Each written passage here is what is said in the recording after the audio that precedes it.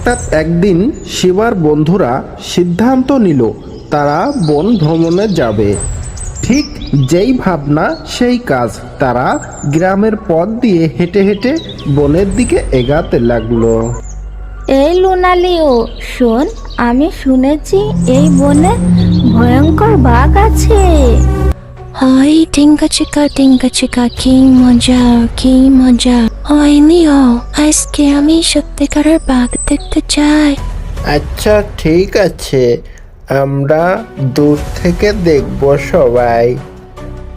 এরপরে লিনা, লোনা আর লিও একসাথে সামনের দিকে আগাতে লাগলো বনের রাস্তা দিয়ে। কিছু দূর হেঁটে যেতেই ওই লিও, ওই দেখ, ঝোপের পাশে বাঘটি দেখা যাচ্ছে। এই লিনা লোনা, এই গার মেরেছে রে, পালারে তোরা, এখনই পালা, না হলে আমাদের বিপদ খুব কাছে।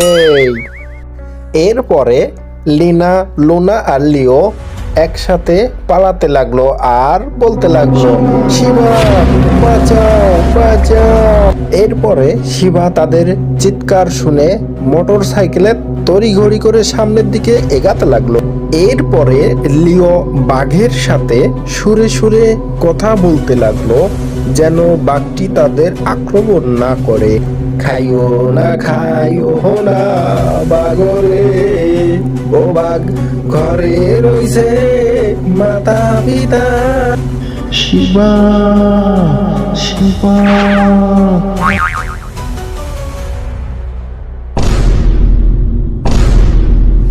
হেই বন্ধু, তোমরা কেন এসেছো এই গভীর জঙ্গলে? তোমাদের কি মৃত্যুর ভয় নেই? আমি তো তোমাদেরকে সময় মতো না এলে খেয়ে ফেলতো বাঘে। এরপরে শিবা ও তার বন্ধুরা মিলে বাড়িতে চলে গেল।